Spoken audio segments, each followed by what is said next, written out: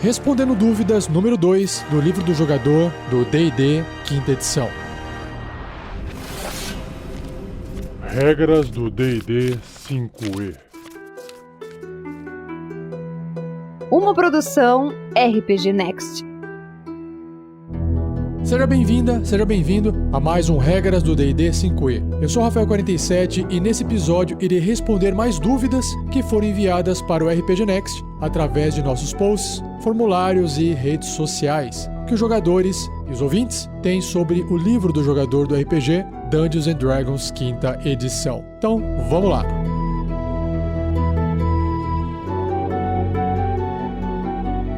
Seja você também um guerreiro ou uma guerreira do bem. Para saber mais, acesse padrim.com.br/rpgnext ou picpay.me/rpgnext.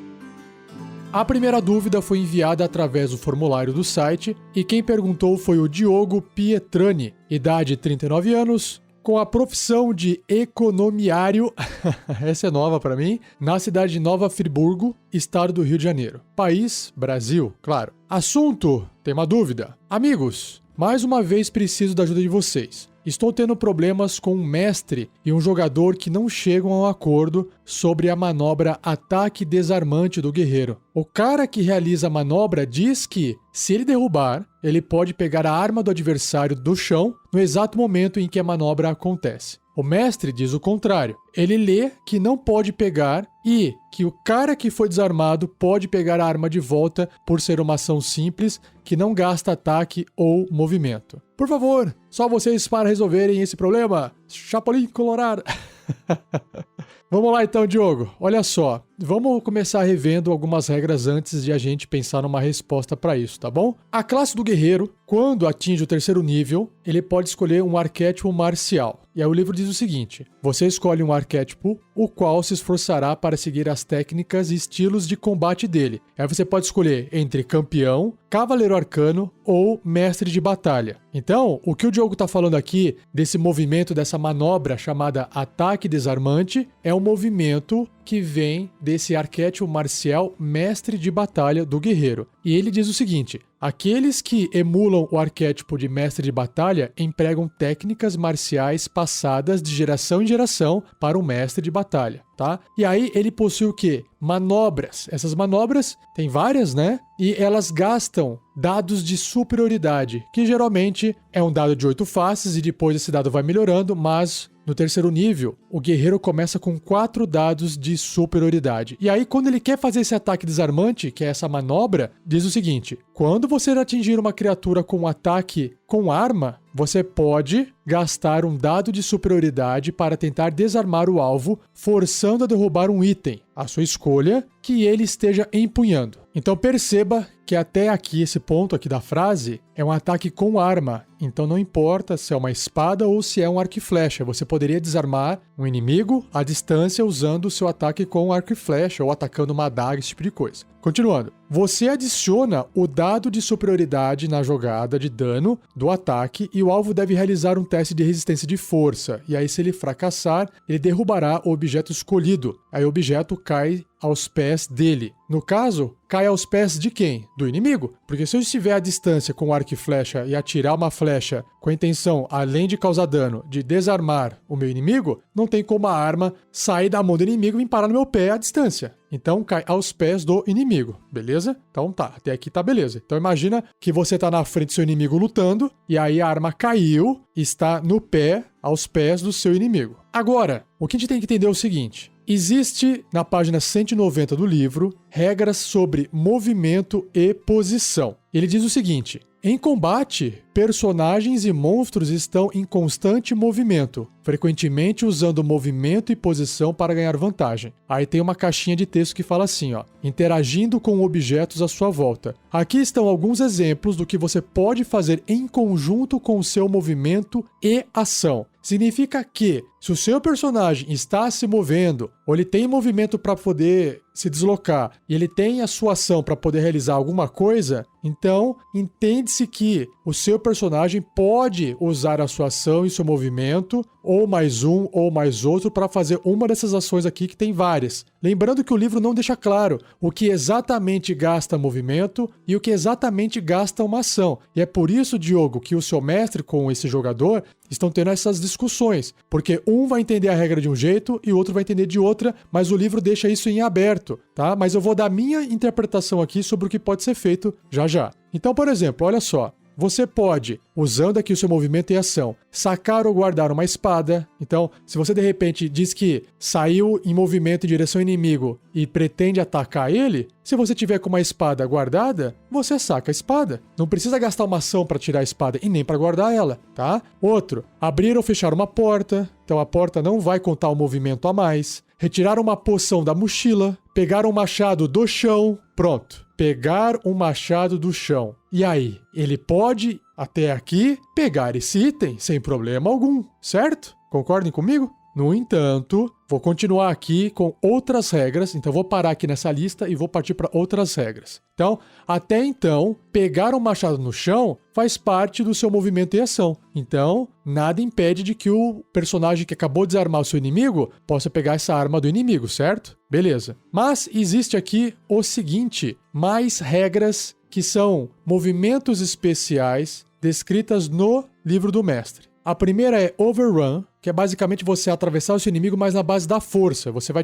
atropelar ele. O Tumble é a mesma coisa, só que ao invés de você usar a força, você usa a destreza, porque você está tentando fazer alguma manobra ágil, tipo uma cambalhota, alguma coisa, para poder também passar através do seu inimigo. E o Shove Aside é tipo um encontrão, um empurrão. Você usa também a força, mas para poder tirar o seu inimigo daquele local. Tudo isso gasta-se uma ação. Ou seja, se você quiser atravessar o seu inimigo, seja a força, ou seja fazendo uma cambalhota, ou empurrar ele para ele sair daquele local, isso é uma ação, ok? Então, quando os dois inimigos, o guerreiro tentando desarmar o seu inimigo, estão lutando próximos um do outro, eles estão preenchendo quadradinhos no tabuleiro diferentes. Eles estão a 5 pés de distância um do outro, a 1,5 m de distância um do outro, certo? O cara não tem um braço de distância de 1,5 m. Então, na minha concepção, na minha análise, o personagem que acabou de desarmar o inimigo só poderia pegar essa arma se ele estivesse exatamente em cima do quadradinho, porque ele não tem uma distância de um braço de 1,5 m para conseguir esticar o braço e pegar a arma ali no chão, ok? Para mim não faz sentido isso.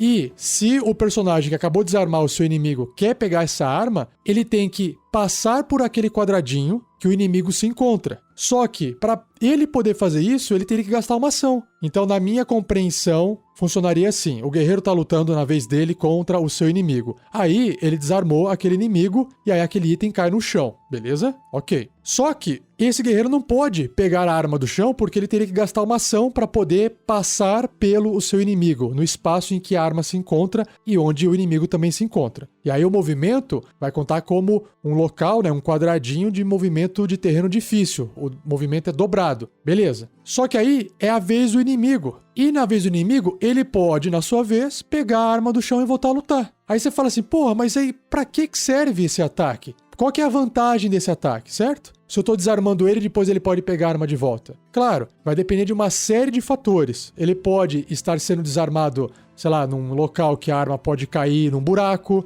ele pode soltar alguma coisa no chão e aquela coisa no chão se quebrar, ou ele perde o poder do item que ele tá segurando na mão. Mas lembre-se também que o guerreiro tem mais uma habilidade, chamada Surto de Ação. A partir do segundo nível, você pode forçar o seu limite para além do normal por um momento. Durante seu turno, você pode realizar uma ação adicional juntamente com sua ação e possível ação bônus. Então, o que eu faria, se fosse mestre, e o que eu falaria para os jogadores chegarem no acordo sim. Olha, é o seguinte, não tem como você pegar a arma ali no pé do inimigo, porque você teria que passar pelo inimigo, ou você teria que estar no mesmo quadradinho que o seu inimigo se encontra, ok? Então resolve assim. Agora, o guerreiro quer mesmo assim tentar pegar. Então fala assim, ó, gaste o seu surto de ação, ok? Porque aí você pode fazer mais uma ação. Com essa ação, o que você faz? Você faz um overrun, ou seja, passe por cima do seu inimigo, mas lembrando que tem que ter movimento sobrando. Ou você faz um tumble, ou você faz um shove aside, ou seja, ou você faz uma pirueta, uma cambalhota, ou você faz um shove aside e empurra o seu inimigo para trás, tirando ele daquele espaço. E aí, você pode pegar a arma do chão. Fica mais crível, porque toda vez que você desarma alguém, você já pode automaticamente pegar essa arma e deixar essa arma na mão. Parece que é uma coisa assim que é de extrema habilidade, tá? Então, eu não deixaria, porque eu acho que sempre que você vai pegar uma arma só porque você desarmou, eu acho um pouco forte demais, porque aí você pega aquele item super poderoso e de repente tá na sua mão, entendeu? E aí você pode fazer qualquer outra coisa com aquele item, jogar para trás, enfim. Então eu acho meio perigoso. Eu gastaria o surto de ação para poder permitir o guerreiro fazer uma ação, tentar passar ou empurrar ou atropelar o seu inimigo, e aí sim, se ele for bem sucedido, pegar essa arma. Aí eu acho justo, beleza? Diogo, essa é a minha recomendação. Se você quiser mais informações, ouça o Regras do D&D número 22, que fala sobre o guerreiro, a classe guerreira, e o Regras do D&D número 60, que fala sobre movimento e posição do livro do jogador. Próxima dúvida vem do Facebook. Quem escreveu foi o Ederson Bernardes. Ele escreveu assim, ó: boa tarde. Tenho uma dúvida e gostaria de saber se vocês podem me ajudar. Gostaria de saber se a magia Flecha Relampejante do Ranger, né, do patrulheiro, dura somente na ação ou se dura por todo o combate. Usei na aventura de ontem e o mestre achou ela bem roubada, entre aspas. Mas usamos ela durante todo o combate, imaginando que o encanto foi na aljava. Só perdi a magia quando fui atacado e falhei no teste de concentração. Está certo mesmo? Então vamos lá, Ederson, vamos então relembrar o que é essa magia, tá bom? A magia Flecha Relampejante, ela tem um tempo de conjuração de uma ação bônus. Ela é uma magia de nível 3 de transmutação. O alcance é pessoal, porque você só pode fazer em você isso, né, no personagem. E a duração é concentração até 1 minuto. Então, num combate, vai durar até 10 turnos, desde que o seu personagem não perca a concentração dela e desde que ele não faça outra magia que também necessite de concentração, tá bom? Ele fala assim, ó: da próxima vez que você realizar um ataque com uma arma à distância, enquanto a magia durar, a munição da arma ou a própria arma, se ela for uma arma de arremesso, se transforma num relâmpago. O que fica confuso aqui nessa frase é da próxima vez que você realizar um ataque, e a outra frase é enquanto a magia durar. Mas vamos continuar lendo aqui, ó. Realize uma jogada de ataque normal. O alvo sofre 4d8 de dano elétrico se atingir ou metade desse dano se errar, ao invés do dano normal da arma. Independentemente de você acertar ou errar, cada criatura até 3 metros de distância desse alvo também deve realizar um teste de resistência e destreza, e cada uma dessas criaturas também vai sofrer 2d8 de dano elétrico se falharem nesse teste de resistência ou metade do dano se tiver sucesso. A munição ou arma então volta à sua forma normal. Perceba, Ederson, que essa magia, ela causa bastante dano no alvo e ela também espirra, né? O dano salta para alvos que estejam até 3 metros de distância. Então, se isso é uma magia que fica ativa constantemente enquanto o seu patrulheiro vai fazer um ataque, cara, ela seria, né, extremamente roubada, mas a interpretação de você está errada. Por quê? De novo, vamos voltar ali na frase, ó. Da próxima vez que você realizar um ataque com uma arma à distância e enquanto a magia durar. O que significa isso? Por quê? Porque o Ranger, o patrulheiro, ele conjura como uma ação bônus essa magia e ele pode segurar essa magia, ou seja, ele tá segurando ali a sua aljava e ela virou um relâmpago. E ele segurou ela, ele não lançou ela ainda. Então ele pode manter essa magia ativa por 1 minuto, certo? Só que a partir do momento que ele fizer o próximo ataque, por isso que é da próxima vez que você realizar um ataque, aí a frase volta lá. A munição ou arma, então, volta à sua forma normal. Você realizou o ataque, Ederson, a magia vai se resolver e a arma ou munição vai voltar à sua forma normal, entendeu? Basicamente é isso. Continuando, A próxima dúvida foi escrita no YouTube, no nosso canal do YouTube, e quem escreveu foi o Rê Pimenta. Lá no episódio 87, no episódio de dúvidas número 1, ele escreveu assim: Olá, Rafael, aqui é Renato Pimenta. Nosso grupo tem uma dúvida sobre a magia lentidão, que diz que a criatura afetada faz um teste de resistência no momento da magia e no seu outro turno. Somente no turno e não nos turnos subsequentes, como todas as outras magias de duração. Exemplo, Coroa da Loucura diz que no fim de cada turno, a criatura afetada faz um teste no fim de cada turno dela. Esta é a única magia com esta leitura. Lentidão diz somente no outro turno e não no fim de cada turno. Confunde um pouco, mas vamos lá que eu já vou ler a magia. A leitura diz só no outro turno, mas ficamos em dúvida sobre essa magia. Obrigado e parabéns pelo belíssimo trabalho. Valeu, Rê. Vamos lá então. A gente tem que ler e interpretar de novo a magia lentidão. Magia lentidão, uma magia de terceiro nível de transmutação. Por que eu tô falando o nível dela aqui? Porque quanto maior o nível, mais forte é a magia. E aí você, jogador, sabe dizer e medir um pouquinho se aquela magia tá muito forte ou se aquela magia tá muito fraca. Geralmente magias de níveis altos têm que ser mais fortes, certo? Então vamos lá. Essa magia, ela tem um tempo de conjuração de uma ação, então o conjurador, na vez dele, vai gastar a ação para fazer a magia e não vai poder fazer mais nada que necessite de uma ação, ok? A duração da magia é concentração até 1 minuto, então vai durar, pelo menos em combate, 10 rodadas, ou 10 turnos. Vamos lá. Qual é a diferença entre rodada e turno? Só para deixar claro. O turno é a vez do personagem em uma rodada. Então, se você tem 10 personagens jogando que rolaram iniciativa, quando os 10 personagens jogarem, ou seja, quando 10 personagens realizarem o seu turno, fechou uma rodada, ok? E aí começa uma nova rodada, onde cada personagem vai ter novamente um novo turno, beleza? Então deixa eu olhar a lentidão aqui, ó. Você altera o tempo ao redor de até 6 criaturas da sua escolha num cubo de 12 metros dentro do alcance. Cada criatura deve ser bem sucedida num teste de resistência e sabedoria ou será afetada por essa magia pela duração. Então vamos supor que um inimigo lá ficou lento com a magia. O deslocamento de um alvo afetado é reduzido à metade e ele sofre -2 de penalidade na CA, na classe de armadura, e nos testes de resistência e de destreza, e não pode usar reações. Ou seja, se algum outro personagem passar por um inimigo que está lento com essa magia, aquele inimigo não consegue fazer um ataque de oportunidade, por exemplo, ou usar magia de reação, ou fazer qualquer coisa com a reação. Continuando. No turno dele, aí esse dele é o que pode confundir, mas ele está falando do alvo afetado, então no turno do alvo afetado, não de quem fez a magia, certo? Ele pode usar uma ação ou uma ação bônus, mas não ambas as ações. Então tá bem claro aqui. Chegou na vez dele, opa, eu tenho algo que eu posso fazer com uma ação e uma ação bônus. Você vai ter que escolher fazer apenas uma delas. Continuando. Independentemente das habilidades ou itens mágicos da criatura, ela não poderá realizar mais de um ataque corpo a corpo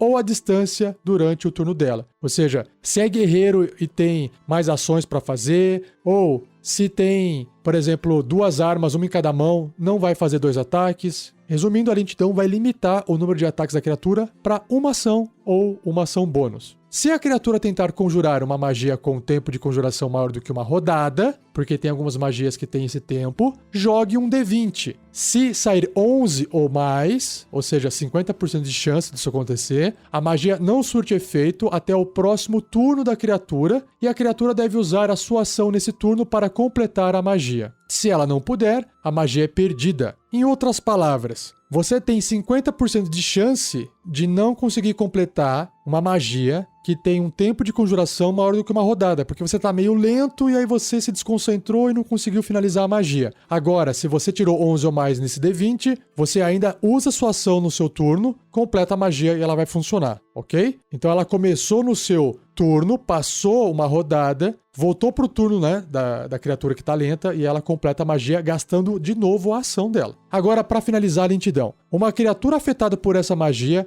faz outro teste de resistência de sabedoria no final do turno dela. Se passar na resistência, o efeito acaba nela. Então vamos lá. Tem lá o seu personagem que é o conjurador, vamos supor que ele é um mago, e o mago fez a magia lentidão num goblin, ok? Não, fazer uma criatura mais legal, num lich. E aí o que acontece? No exato momento em que o mago fez a magia lentidão, o Lich tem que fazer um teste de resistência de sabedoria, e se ele não passar, ele ficou lento, mas ainda não chegou a vez dele, certo? Não chegou o turno dele. Beleza. Aí vai jogando as outras criaturas, de repente chega na vez, no turno do Lich. O que acontece? O Lich está lento, ele vai ter que usar apenas uma ação, ou uma ação bônus, movimento reduzido pela metade, ele tem -2 de penalidade na classe armadura, e ele também tá com os testes de resistência de destreza também com -2. Ou seja, ele tá com isso desde o momento que ele falhou no teste de resistência quando a magia foi feita. Só que aí chegou na vez dele, ele não pode fazer tudo o que ele quer, ele vai andar menos e vai ter só uma ação ou só uma ação bônus. E aí o mestre que tá controlando o Lich faz a ação que quer fazer.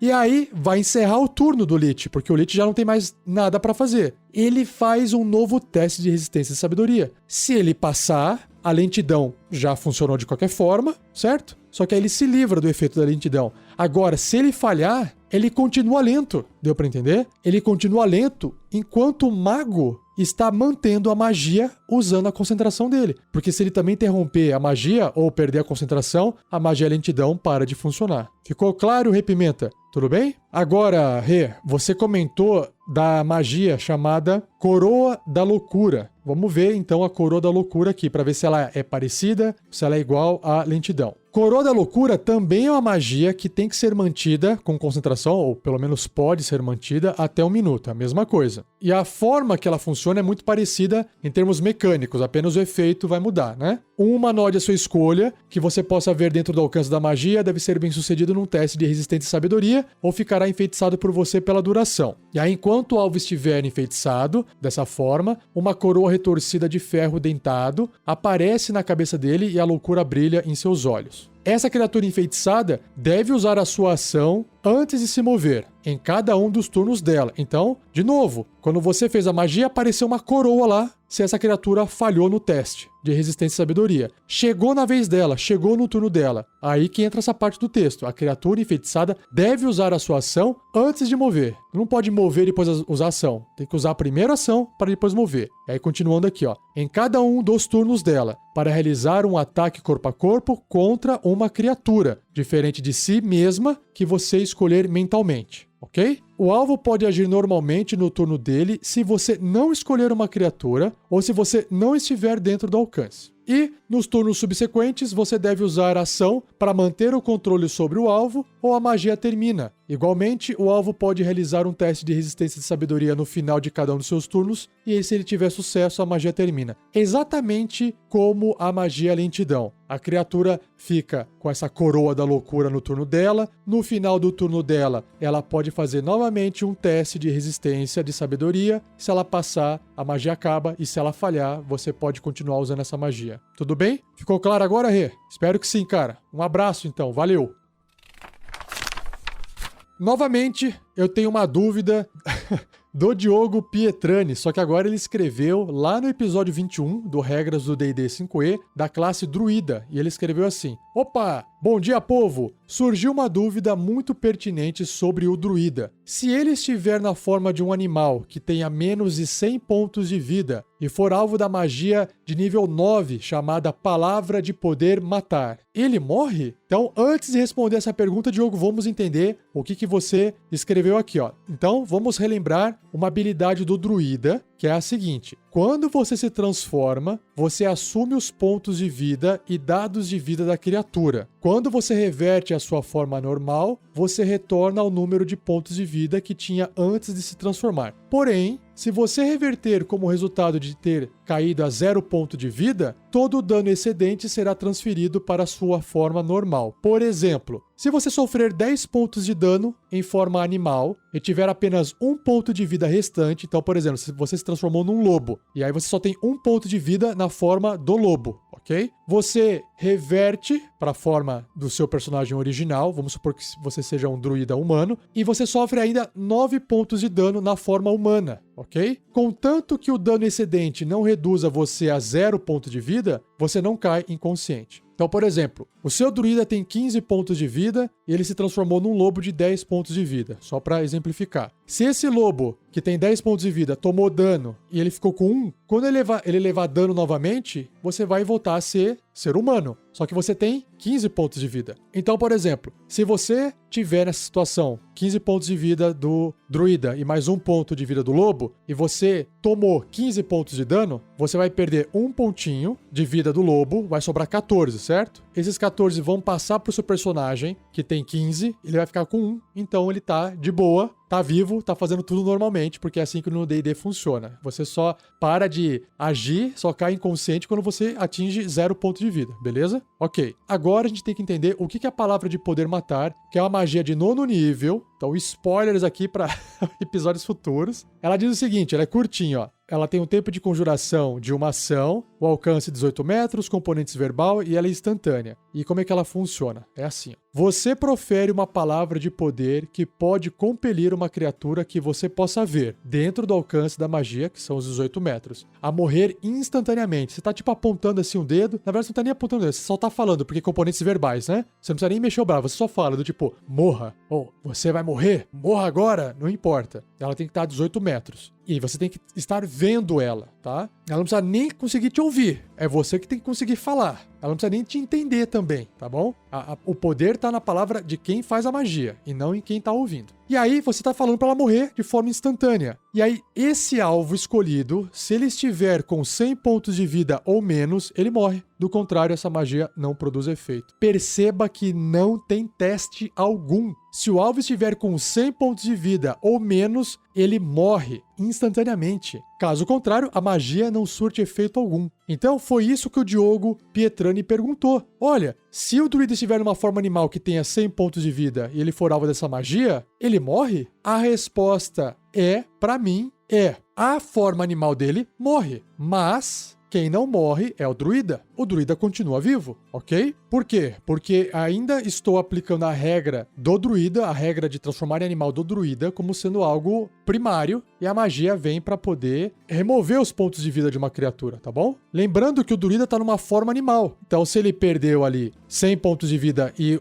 a criatura, sei lá, ele se transformou num dragão filhote lá, que tem 100 pontos de vida, ele vai deixar de ter aquela forma, porque, matou aquela forma dele de forma instantânea, mas o druida não morreu. Só que, complementando, Diogo, vamos pensar o seguinte. Vamos supor que o seu druida tem 50 pontos de vida e a forma animal dele tem 50 pontos de vida. Usando a regra de transformação, que o dano passa, certo? Se você está sofrendo dano na forma animal e você sofreu mais dano do que a forma animal tem restante, aquele dano passa para sua forma original de druida. Lembrando que a magia Palavra de Poder, matar, ela não causa dano. Ela quantifica quantos pontos de vida a criatura tem, o alvo tem, e mata ela de forma instantânea. Então, na minha visão, um druida que se transforma numa forma animal, ele tem aqueles pontos de vida a mais. Assim, matematicamente calculando, se um druida que tem 50 pontos de vida se transforma numa criatura que tem mais 50 pontos de vida, ele tá com 100. Você concorda? Nesse caso, a Palavra de Poder matar, sim, mata o druida de forma instantânea. Porque no meu ponto de vista, ele tem 100 pontos de vida no total. 50 de druida e mais 50 da forma animal dele. Então, para aplicar essa magia Palavra de Poder matar em um druida que está na sua forma animal, calcule o total de pontos de vida do druida somando os pontos de vida da forma do druida normal mais os pontos de vida da forma animal. É assim que eu jogaria. Se alguém tiver uma opinião diferente também, deixa aí nos comentários. E, se você quiser ouvir mais sobre essas coisas que eu falei agora, ouça a classe Druida, que é o episódio 21 do Regras do D&D 5e.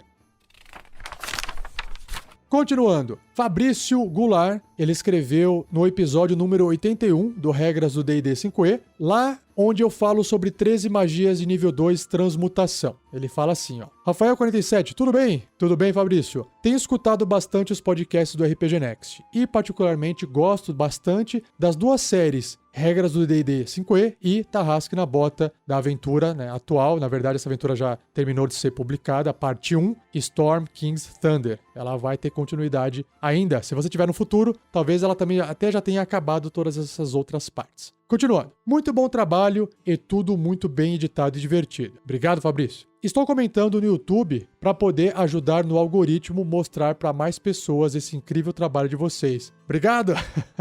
Mas, galera, é interessante os comentários, sim, serem feitos no YouTube, mas os podcasts são mais importantes para nós do que os vídeos no YouTube. Quando a gente transforma um podcast em vídeo e coloca isso no YouTube, é só para a gente poder democratizar quem gosta de ouvir no YouTube. Mas, convenhamos, você acessar o YouTube para ver uma imagem que tem um monte de megabytes de memória, é muita memória que você está consumindo. Se você estiver ainda ouvindo no celular, não faz sentido algum. Se você está na sua casa com Wi-Fi e a internet sua é infinita, tanto faz. Mas se você tiver com plano de dados, ouça o podcast, porque o arquivo de áudio deve ter 50 mega e o de vídeo vai ter 300 mega. Olha a diferença de consumo de dados que você vai economizar aí. Mas continuando, só fiz um parênteses aqui. O Fabrício continua aqui, ó. Minha dúvida é a seguinte: jogando com um feiticeiro Halfling, tipo o Marvelous Voxel, do tamanho pequeno, né, small, que pesa 40 libras, mais ou menos uns 18 quilos, como todo Halfling, quis dar uma combinação de duas magias em mim mesmo para gerar um efeito de roleplay, escalar uma muralha bem alta sem precisar fazer testes de atletismo e jogar uma corda para os outros subirem. Uau! Cara, tô prevendo uma coisa muito legal aqui, Fabrício. As magias que pensei em usar são aumentar, reduzir, em mim mesmo, fazendo com que eu caia para o tamanho tiny, que é minúsculo, pesando apenas 5 libras, que é mais ou menos ali uns 2 quilos e alguns gramas, combinando com o truque mão mágica, que carrega até 10 libras. Olha só. E aí, ele escreveu, né? Eu entendi que com essa combinação eu poderia voar, entre aspas, por 9 rodadas com o efeito de aumentar e reduzir, já que as duas levam uma ação para ativar, alcançando até 270 pés de deslocamento vertical, já que eu não deixei o raio de ação do truque. O truque, no caso, é a magia mão mágica. O mestre não entendeu assim. Para ele, o deslocamento contaria apenas como horizontal e acabamos a discussão. Por isso, gostaria de escutar a sua interpretação das magias citadas, se você concorda com o mestre ou se teria outra interpretação. Abraços. Vamos lá. Muito legal esse e-mail. E olha,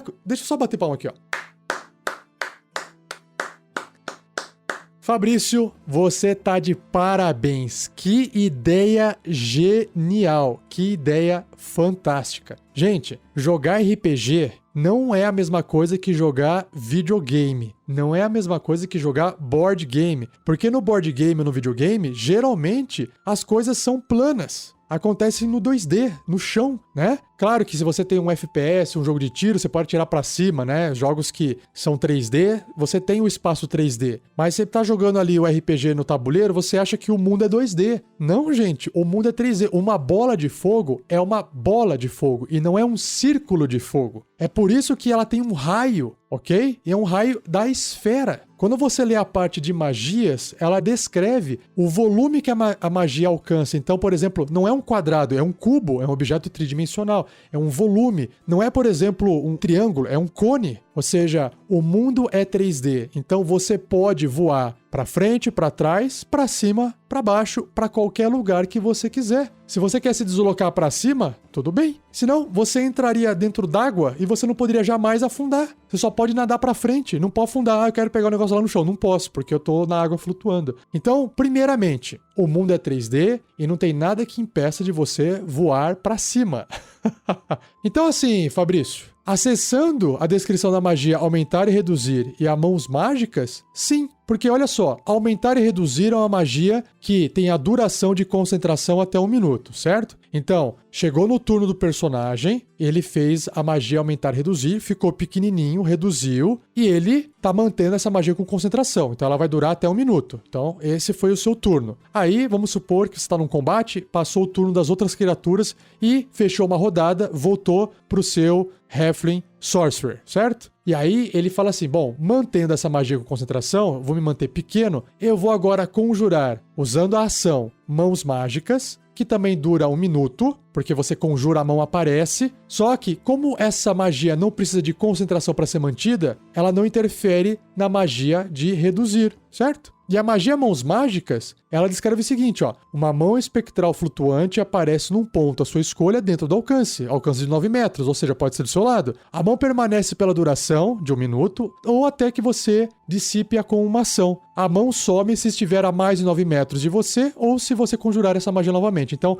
como você quer se pegar com a própria mão, porque você ficou pequenininho, então não tem problema. Você pode usar a sua ação para controlar a mão, você pode usar a mão para manipular um objeto, abrir uma porta porta ou recipiente destrancado, guardar ou pegar um item de um recipiente aberto ou derramar o conteúdo de um frasco. O que pode gerar confusão aqui é que aqui na regra descreve que você pode usar essa mão para manipular um objeto. E você, em termos de jogo, o seu personagem não é um objeto, ok? Ele é uma criatura. A primeira frase de aumentar ou reduzir está escrito assim, ó. Você faz com que uma criatura ou um objeto que você possa ver dentro do alcance fique maior ou menor. Então, assim, mãos mágicas, para todos os efeitos, não pode manipular criatura. Então, tudo indica que ela não poderia ser utilizada, por exemplo, para poder pegar um rato, porque o rato é uma criatura, um ratinho, né? Um ratinho pequeno, não uma ratazana gigante bicho, né? Porque aquilo lá, o rato, não é um objeto, mas sim uma criatura, tá? Então, assim, eu acho que a sua ideia, ela foi muito inteligente, muito legal. Eu, se fosse mestre, e, por exemplo, o que eu faria, tá? Para não ficar quebrando, às vezes, texto de regra e criando novas interpretações de outras magias, porque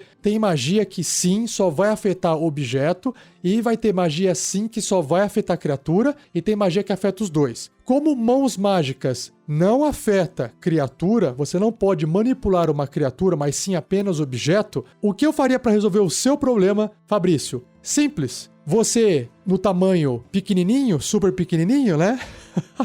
Tiny, você pode subir em cima de um pires, certo? Você fica em pezinho em cima de um pires, ou em cima de um prato, de um disco, ou qualquer coisinha que você possa ficar em pé. E essa mão vai pegar esse pires e vai levantar. Resolveu o seu problema, você estará voando com as suas mãos mágicas e no seu tamanho reduzido. Perfeito? Cara, você pode mover a mão até 9 metros a cada vez que você usa ela, ou seja, a cada 30 pés. Como você vai conseguir fazer isso durante 9 turnos? 9 vezes 9, 270 metros. Perfeito. Parabéns, Fabrício, mais uma vez. Legal, curti muito. Próxima dúvida, ela foi escrita por Mercury, depende da pronúncia. E a mensagem foi enviada no episódio 48 do Regras do D&D 5e, que fala sobre ferramentas, montarias e veículos. E o Mercury escreveu assim: tem uma dúvida. E se um cavaleiro possui o talento Investida Poderosa, ele poderia usufruir do efeito desse talento, que requer uma disparada, mesmo estando montado? Então são duas coisas: talento Investida Poderosa e o efeito que esse talento tem, chamado disparada, né? Vamos ver aqui, ó. Vamos ler então primeiro essas habilidades aqui. Investida Poderosa. Quando você usa a ação de disparada, o que significa a ação de disparada? Você, no seu turno do seu personagem, né? Você tem o seu movimento e uma ação. Então você se moveu e você quer pegar a sua ação e fazer de novo um movimento. Isso é a disparada. Você pode mover novamente o seu movimento. Então, você pode usar a sua ação bônus para realizar um ataque corpo a corpo com arma ou para empurrar uma criatura. Então, para todos os efeitos matemáticos do jogo,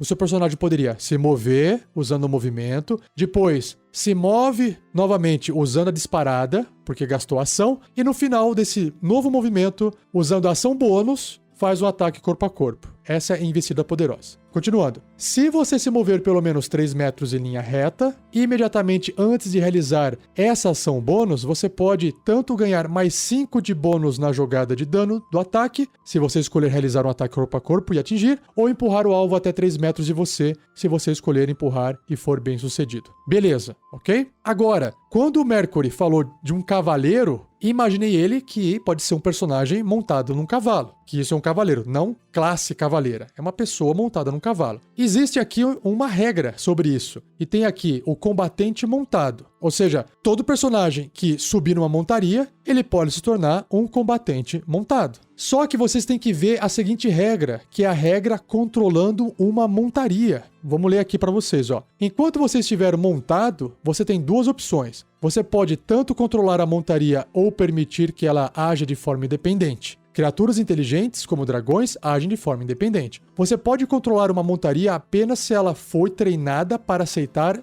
um cavaleiro. Cavalos domesticados, mulas e criaturas semelhantes normalmente têm esse treinamento. Beleza. A iniciativa de uma montaria controlada muda para se igualar à do cavaleiro que a está montando. Ela se move na direção que o cavaleiro comandar e ela pode realizar apenas 3 ações. Esse é o ponto-chave, Mercury. Disparada, desengajar e esquivar. ela não pode realizar investida poderosa. Continuando, uma montaria controlada pode se mover e agir inclusive no mesmo turno em que foi montada. Uma montaria independente mantém sua posição na ordem de iniciativa. Ter um cavaleiro não restringe as ações que a montaria pode realizar e ela move e age como desejar. Ela pode fugir do combate, correr para atacar e devorar adversários gravemente feridos ou agir contra a vontade do cavaleiro. Isso é uma montaria independente, tipo inteligente. Em qualquer um dos casos, se a montaria provocar um ataque de oportunidade, enquanto o personagem estiver sobre ela, o atacante pode escolher você ou a montaria como alvo. Esse trechinho aqui não importa pra gente. Mas, respondendo o Mercury, olha só, investida poderosa é um talento do personagem e não da montaria. Eu não posso aplicar investida poderosa na montaria porque quem está correndo é a montaria e não eu. Deu para entender? Então, eu como mestre não permitiria um personagem com talento investida poderosa usar essa habilidade, esse poder, estando montado com a montaria, a não ser que a montaria receba treinamento e essa montaria possa saber investir para que o personagem possa realizar esse ataque poderoso uma vez montado. Mas aí isso é outra história para uma outra discussão, beleza? Tem até que pesquisar. Imagino eu que talvez existam outros livros, talvez, eu não sei, que eu não consegui ver todos os livros do D&D ainda, né? Que tenha essa habilidade talvez de quem esteja montado, regras especiais para quem esteja montado, novas habilidades para quem estiver montado para poder usar esses ataques poderosos enquanto montado. Beleza, Mercury? Se você quiser mais informação sobre isso, ouça o episódio 52 do Regras do D&D 5e chamado Talentos, ou o episódio 63 e o episódio 64, que é Combate Montado e Submerso.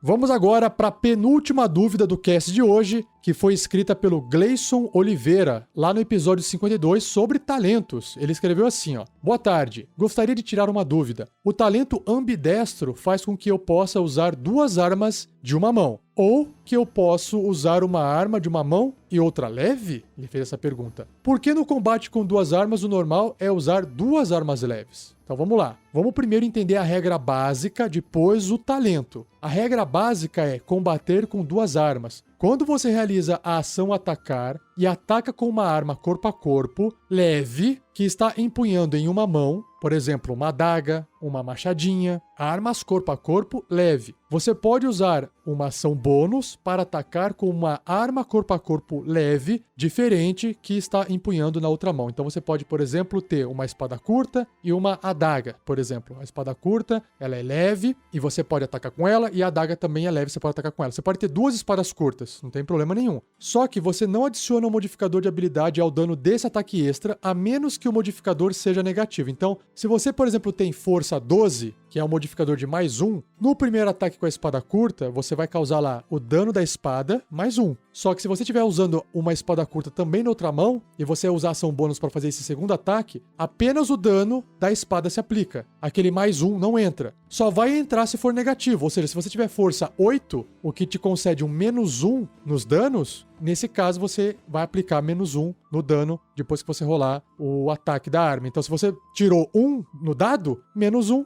0, tá bom? Bom, continuando aqui, ó. Se a arma possuir a propriedade arremesso, por exemplo, uma adaga pode ser arremessada, uma machadinha pode ser arremessada. Você pode arremessá-la em vez de realizar um ataque corpo a corpo com ela. Isso que é legal. Imagina você com uma espada curta e uma adaga. Você tá lutando, perfurando lá seu inimigo, faz 2 ataques, beleza, só que de repente você fez o primeiro ataque com a espada curta e por algum motivo você matou aquele inimigo ou você não quer mais atacar ele. Você pode usar a sua ação bônus para fazer o ataque com a adaga, só que você pode arremessar essa adaga em outro alvo. E ele não diz que tem que ser sempre esse segundo ataque contra o mesmo alvo. Pode ser contra qualquer outro alvo. Isso que é mais legal. Inclusive, você pode se mover. Então você tá lá lutando com a criatura na sua frente, você atacou ela com a espada curta e aí matou. Você pode se mover, chegou perto de outra criatura e você faz um ataque corpo a corpo com outra arma usando ação bônus. Deu pra entender? Agora, o que o Gleison quer saber é o talento ambidestro, porque ele modifica essa regra de combater com duas armas, ele melhora. Vamos lá. Você dominou o estilo de luta com duas armas ganhando os seguintes benefícios. São 3 benefícios. O primeiro, você ganha mais 1 de bônus na classe de armadura enquanto estiver empunhando uma arma corpo a corpo em cada mão. Beleza, então você tem mais 1 de defesa. Segunda opção, você pode usar combater com 2 armas, que foi a regra que eu acabei de comentar com vocês, mesmo que a arma de uma mão que você está empunhando não seja leve. Ou seja, não importa mais se a arma é leve, desde que ela seja uma arma de uma mão. Então, melhora demais isso. Você pode estar segurando uma espada longa de uma mão e na outra mão também outra espada longa. Você pode ter 2 espadas longas, sendo ambidestro. Aí a coisa muda de figura, porque fica muito mais mortal o seu personagem atacando com essas 2 espadas, por exemplo. Tudo bem? Claro que se você quiser arremessar a arma com a outra mão, ainda vai ter que ser uma arma de arremesso, tá? Então não vai ter muito jeito. Uma arma, né, que tem essa propriedade de arremesso, tá bom? E por fim, você pode sacar ou guardar 2 armas de uma mão quando você normalmente seria capaz de sacar ou guardar apenas uma. Então, aquela ideia do movimento e ação, né? Você tá se movendo e tem ação para atacar alguém, você pode sacar uma arma. Sendo ambidestro, né? Você pode sacar as 2 também ao mesmo tempo, senão seria sacanagem você não poder usar suas 2 armas quando você tem vontade de usar. Certinho? Gleison, espero que eu tenha respondido. Para mais informações, você pode ouvir o episódio número 52 sobre talentos e o episódio 62 que diz como realizar um ataque e fala sobre as regras de cobertura, tá bom?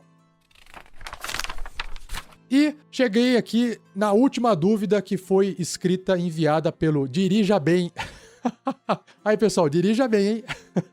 Ele escreveu, ou ela, não dá pra saber, no episódio 22 da classe do Guerreiro, o Fighter. Ele escreveu assim, ou ela escreveu assim. Saudações! Como vocês aplicam o surto de ação para um guerreiro que já possua 3 ataques no seu turno? Ou ainda, um combatente que, além de já ter 3 ataques, ainda possuir um ataque adicional com combater com 2 armas, que é a regra que eu li anteriormente. Nesse caso, como vocês estão aplicando a quantidade de ataques no surto de ação? Quantas palavras? Então, vamos começar aqui para responder, dirija bem, com a regra do surto de ação. Um guerreiro de nível 2 adquire uma nova habilidade, uma nova característica chamada surto de ação, onde você pode forçar o seu limite para além do normal por um momento. Durante seu turno, você pode realizar uma ação adicional juntamente com sua ação e possível ação bônus. Então, basicamente, tem uma ação extra ali, tá bom? Já o ataque extra só vai entrar a partir do 5º nível do guerreiro. Então, diz o seguinte, o ataque extra. Você pode atacar 2 vezes ao invés de uma quando usar a ação atacar durante o seu turno. Então, perceba que é uma coisa diferente. Aqui no ataque extra, você está usando uma ação e está atacando 2 vezes. No surto de ação, você está usando 2 ações. Essa segunda ação, você pode fazer qualquer coisa, não precisa atacar, tudo bem? E aí, para complementar a regra do ataque extra, ele diz assim, ó. O número de ataques aumenta para 3 quando você alcançar o 11º nível de guerreiro e para 4 quando alcançar o 20º nível de guerreiro. Então, esse seria o máximo com um ataque extra. Então, para resumir aqui a matemática, funciona assim. Um guerreiro nível 2, que está usando surto de ação e está segurando 2 armas, uma arma em cada mão, porque quer fazer também aquela ação bônus para poder atacar, ele vai fazer o seguinte, com a sua ação normal, ele faz um ataque, ok, com ação, e depois ele faz um outro ataque com a sua ação bônus por causa da sua segunda arma. Aí o que ele vai fazer? Ele vai gastar o seu surto de ação, porque ele está no nível 2 e ele tem um surto de ação. Com o surto de ação, ele ganha mais uma ação e possíveis ações bônus, ou seja, ele vai fazer mais um ataque com a arma e ele vai fazer mais um outro ataque com a arma usando a ação bônus. Então ele faz 4 ataques no nível 2 se ele gastou o surto de ação. E o surto de ação só tem um uso apenas, né? Depois ele tem que descansar para conseguir recuperar. Agora, esse mesmo guerreiro, segurando 2 armas, uma em cada mão, ele atingiu o 5º nível. Como é que vai funcionar? Então, ele vai gastar uma ação, ok? Aí ele vai fazer 2 ataques com a ação dele e vai fazer apenas um ataque com ação bônus contra a arma. Porque o ataque extra permite ele atacar 2 vezes quando ele usa a ação normal. Ele não falou nada sobre a ação bônus. Deu para entender? Então ele continua tendo apenas 2 ataques com uma ação normal. Então ele faz com uma ação 2 ataques mais um ataque com ação bônus. Aí ele gasta o surto de ação. Com esse surto sendo gasto, ele pode, novamente, ter uma ação e converter essa ação em um novo ataque. que vai ativar novamente o ataque extra. Então, com esse surto de ação, ele vai poder fazer novos 2 ataques, mais um ataque com a sua ação bônus. No total, um guerreiro de 5º nível, na minha interpretação, vai fazer 6 rolagens de ataque se ele gastar a sua ação, se ele gastar o seu surto e se ele estiver usando 2 armas, uma em cada mão. O guerreiro no 11º nível, que tenha o seu ataque extra aprimorado, também vai ter mais ataques, mais rolagens de ataque que ele vai poder fazer. Então, novamente, segurando 2 armas. Com a ação normal, ele vai fazer 3 ataques, mais um ataque com a sua ação bônus por causa da arma extra. E aí ele vai gastar um surto de ação. O surto de ação permite ele fazer um novo ataque, uma nova ação de ataque, que aplica a regra do ataque extra. Que então ele vai fazer de novo mais 3 ataques com a ação e mais um ataque com a ação bônus, no total de 8 rolagens de ataque. E por fim, o guerreiro no último nível, que é o 20º nível, ele vai fazer um monte de ataque. Ele vai ter uma ação, né, para poder fazer 4 ataques, mais o ataque com ação bônus. Depois ele gasta o seu surto, se ele tiver, e faz novamente 4 ataques, mais uma ação bônus com a outra arma, somando um total de 10 rolagens de ataque. É muita coisa, mas convenhamos, esse é um guerreiro de nível 20. Um mago, quando tiver no nível 20, vai fazer um monte de coisa também fodida. Abrir portal para outro plano, falar a palavra morra e a pessoa morrer na hora. Então, um guerreiro dá 10 rolagens de ataque não parece ser uma coisa extremamente poderosa perto dos poderes de todos os outros personagens que vão ter no jogo quando chegar no nível 20. Beleza? Essa é a minha interpretação. Deixa aí escrito o que você acha dessa interpretação. Talvez seja polêmico essa matemática aqui, né? Dirija bem, muito obrigado e continue aí na estrada dirigindo bem. Para mais informações, escute então o episódio 22 do Regras do D&D 5e, falando sobre o guerreiro, o fighter, e o episódio 62, que diz sobre realizando um ataque e cobertura. Beleza?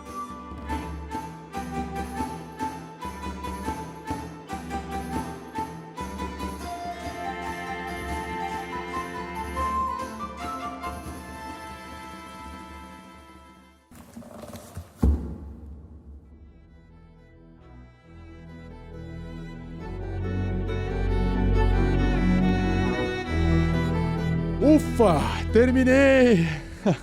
Envie suas dúvidas para rafael47@rpgnext.com.br ou escreva no post desse episódio. Minha intenção é fazer mais um episódio, a versão número 3, respondendo as dúvidas do sistema do D&D 5ª edição, tá bom? Não esqueça de compartilhar esse episódio, continue a discussão desse cast no post dele e, claro, esse episódio foi editado por Gleico Vieira Pereira. Pessoal, agradeçam a ele, tá fazendo um ótimo trabalho de edição e ajudando o projeto RPG Next. E claro, para finalizar, se você ainda não conhece nossos outros podcasts, nós não temos apenas o podcasts de regras do D&D 5e. Nós temos o Tarrasque na Bota, que são aventuras e RPG sonorizadas. Nós temos a Forja, que é um podcast de bate-papo falando sobre assuntos envolvendo RPG. Tem entrevista, tem conversa, tem recompensas, tem uma série de coisas lá. Temos, por exemplo, Regras do GURPS 4ª edição, para quem curte GURPS, e até um podcast chamado Contos Narrados, com histórias que a gente roteirizou, gravou e sonorizou, com historinhas curtas de terror, aventura, esse tipo de coisa, tá bom? Muito obrigado, pessoal, e não se esqueça, não perca